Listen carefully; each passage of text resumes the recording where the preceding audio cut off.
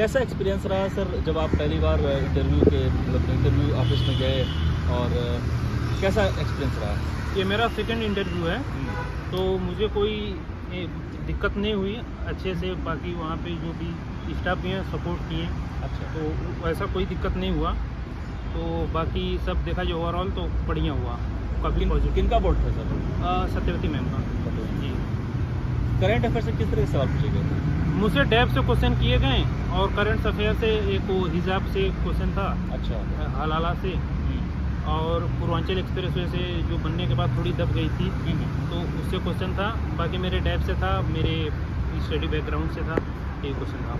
अच्छा, कुछ ऐसा क्वेश्चन जो आपको लगा कि नहीं ये क्वेश्चन आप जवाब नहीं दे पाए या फिर आपको ऐसा लगा कि इससे बेहतर आप कर सकते थे इंटरव्यू? नहीं, उस पर करंट अफेयर के बाद क्योंकि मैं वाराणसी जिले का हूँ और वाराणसी से सटा जिला सोनभद्र है, तो वहाँ से रिलेटेड क्वेश्चन पूछे नक्सलवाद वगैरह पे। अच्छा, तो मुझे बाद में अभी फील हुआ कि मैं उस पर और बेटर कर सकता था, जो मैं कर नहीं पाया। सर ये सेकंड अटेम्प्ट था, फर्स्ट अटेम्प्ट में क्या हुआ, क्या रह गया था आप लोग आपकी तरफ से? एक्चुअली ये मेरा थर्ड अटेम्प्ट है। अच्छा, फर्स्ट अटेम्प्ट में मैंने मेंस क्वालिफाई नहीं किया था और पिछली बार 2021 में भी मैंने इंटरव्यू दिया था, और ये मेरा मतलब दूसरा इंटरव्यू है और तीसरा अटेम्प्ट। मीडियम और ऑप्शनल क्या है? मेरा मीडियम हिंदी है और मेरा ऑप्शनल पॉलिटिकल साइंस है। सर हिंदी लैंग्वेज से, सर हिंदी लैंग्वेज से कहते हैं कि रिजल्ट अच्छी नहीं बनती, इसमें आपका क्या पॉइंट ऑफ व्यू? ये मिथ है, ऐसा कुछ नहीं है।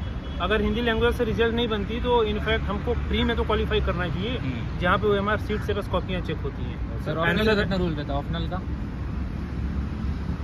ऑप्शनल का बहुत ज़्यादा रूल रहता है, क्योंकि ऑप्शनल 500 मार्क्स के रहते हैं और आपका ऑप्शनल जितना अच्छा रहेगा आपका सिलेक्शन का चांस उतना अच्छा होता है। आपने पॉलिटी ऑप्शन क्यों चूज किया? पॉलिटी इसलिए चूज़ किया कि मेरा इंटरेस्ट था, मैं साइंस बैकग्राउंड से हूँ, तो इस वजह से मैंने ओके, अगर सर इंटरव्यू में क्वेश्चंस पूछे तो क्या क्वेश्चंस अभी पूछे गए स्पेसिफिक? नक्सलवाद से क्वेश्चन थे और पूर्वांचल एक्सप्रेसवे पे क्वेश्चन थे।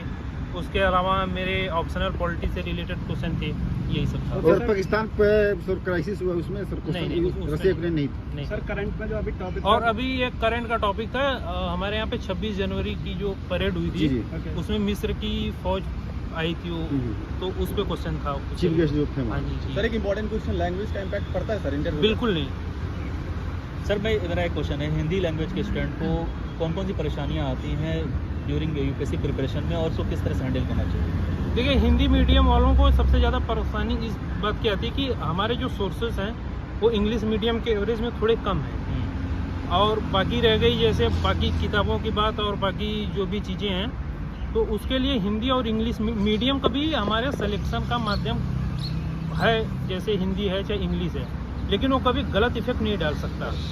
और दूसरी बात, सोर्सेज अवेलेबल हैं, बस वो हम तक पहुंच नहीं पाते या हम उन तक पहुंच नहीं पाते सर, तो इस वजह से दिक्कत आती है। सर न्यूज़पेपर वगैरह जैसे हिंदू होता है, इंडियन एक्सप्रेस होता है, इंग्लिश वालों को, तो मैं हिंदी लैंग्वेज के स्टूडेंट के लिए कौन सी मैगजीन और कौन सी न्यूज़पेपर यूज करें? हिंदी मीडियम के लिए क्रॉनिकल मैगजीन, मैं क्रॉनिकल मैगजीन ही पढ़ा, और न्यूज़पेपर में तो मैं न्यूज़पेपर पे बिलीव करता भी नहीं, मैं कोई ऐसे पढ़ा नहीं। क्रॉनिकल मैगजीन आती है मंथली सिविल के लिए, तो अगर आप 1 महीने में उसको पढ़ लेते हैं, अगर एक आदमी पूछ रहा है तो प्लीज़ लेट मी फिनिश, तो उसके बाद जो है आप क्रॉनिकल मैगजीन अगर पढ़ लेंगे मंथली वाली, तो करंट अफेयर और करंट अफेयर से रिलेटेड जितने मुद्दे हैं वो मैनेज हो जाते हैं। सर GS के लिए आपने कहाँ से कोचिंग ली और ऑप्शनल के लिए किस तरह प्रिपरेशन किया? मैंने GS के लिए ऐसे कहीं से कोचिंग नहीं लिए, मैंने सेल्फ स्टडी किया है, और 1-2 टीचर थे मेरे, जैसे कीर्ति भूषण यादव थे और एक टीचर थे दिलीप त्रिपाठी, जो अब नहीं रहे, ये दोनों लोग अब नहीं रहे, तो उन लोगों से मैंने मदद ली, और मेरे सीनियर हैं जो अभी IAS वगैरह हैं भी, उनके कांटेक्ट में मैं रहता हूँ, तो वहाँ से। सर आपको क्या लगता है, क्या सेल्फ स्टडी करके UPSC निकाला जा सकता है? बिल्कुल बिल्कुल। देखिए, कोई भी दुनिया की बड़ी से बड़ी कोचिंग कोई ये नहीं कहता है कि आप कोचिंग कर लिए तो सेलेक्ट हो जाओ। जज्बा होना चाहिए, हमारी तैयारी सही होनी चाहिए, हम बिना कोचिंग के भी अच्छा कर सकते हैं। पहले भी कोचिंग नहीं था, लोग करते थे, हाँ, और आज भी मुखर्जी नगर, इलाहाबाद, बाकी जगहों पे लोग कोचिंग करते हैं, लेकिन सब सेलेक्ट नहीं होते। तो जो सेलेक्ट होते हैं कुछ उनके अंदर अलग सी रहती है, और अगर वो डेडिकेशन रहे हमारे अंदर तो हम बिना कोचिंग के भी कर सकते हैं। सर आप कॉन्फिडेंट लग रहे हैं, कैसा रहा इंटरव्यू, मतलब इस बार आपका कैसा रहा? इंटरव्यू मेरा अच्छा रहा, और कोई ऐसा टॉपिक नहीं आया जहाँ पे मुझे सॉरी बोलना पड़े जैसे। अच्छा। फिर भी अभी मैं बाहर निकला हूँ तो मुझे लगा कि मैं 1-2 क्वेश्चन और अच्छे से आंसर उसका दे सकता था। ऐसे कौन से क्वेश्चन थे जिसमें आपको ऐसा लग रहा है? पहला तो नक्सलवाद से था, क्योंकि सोनभद्र जिला बनारस से सटा हुआ है, पास में है, तो वहाँ से नक्सलवाद पे काफ़ी प्रश्न उन्होंने इधर उधर घुमाया, तो फिर उस पर मुझे लगा कि मैं इसको और अच्छे से उत्तर दे सकता था, जो मैं नहीं दे पाया। सर लोग कहते हैं मॉक देना चाहिए, इससे काफ़ी हेल्प होता है इंटरव्यू, इसको कैसे देखते हैं आप? हाँ, मॉक देना चाहिए, क्योंकि क्या होता है कि हम जैसे इंटरव्यू हमारा लगा है, हमको पता नहीं है सामने कैसे पैनल बैठते हैं, कैसे लोग रहते हैं, क्वेश्चन कैसे पूछते हैं, किस तरीके से क्वेश्चन पूछते हैं। तो अगर जब हम मॉक देते हैं तो हमको वो सारे आइडियाज़ मिल जाते हैं, और जो भी टीचर मॉक में होते हैं वो हमको बेस्ट बताते भी हैं कि हमारी गलती कहाँ पे है, हमारे बोलने में गलती है या हमारे उत्तर बताने में गलती है।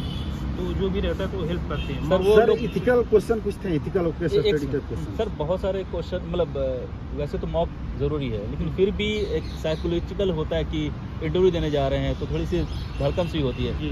फर्स्ट डे और फर्स्ट हाफ में इंटरव्यू, इसको आप कैसा लग रहा था आपको? कुछ ऐसी देखिए, मेरा बहुत सिंपल सा मानना है कि जो होना है होगा। अगर मैं डरूंगा तो ऐसा नहीं कि मुझे ज्वाइनिंग लेटर मिल जाएगा। करेक्ट। तो इस वजह से जो होगा उनके हाथ में जो था, मैं जितना अपना बेस्ट कर सकता था मैं करके आया। बाकी अब यूपीएससी के हाथ में, ऊपर वाले के हाथ में। सर इथिकल कंडीशनल क्वेश्चन कोई नहीं, कंडीशनल क्वेश्चन ऐसा तो कुछ नहीं था, क्योंकि डेप से इतने क्वेश्चन थे, कंडीशनल क्वेश्चन नहीं हुआ। सर फर्स्ट अटेम्प्ट और सेकंड अटेम्प्ट आपकी ऐसी कौन सी गलतियाँ थी जिसकी वजह से आपका वो क्लियर नहीं होता? अब गलतियाँ थी, फर्स्ट अटेम्प्ट में मैंने मेंस, मुझे टाइम नहीं मिला या मेरी तैयारी अच्छी नहीं थी। सेकंड अटेम्प्ट में मैंने इंटरव्यू दिया था, लेकिन मेरे मेंस में मार्क्स कम थे। न्यू एस्पिरेंट को आप क्या मैसेज देना चाहते हो कि इस तरह से प्रिपरेशन करनी चाहिए? न्यू एस्पिरेंट्स को मैं मैसेज देना चाहूँगा कि बहुत ज़्यादा सोर्सेज पे ना भागें, जो सोर्सेज हैं उनको पढ़ना, उन पर फोकस ज़्यादा करें, और पूरे सिलेबस को 100% कवर करने से अच्छा है कि आप 60% 70% को ही 100% बना लें, तो अच्छा रहेगा मेरे हिसाब से। और सर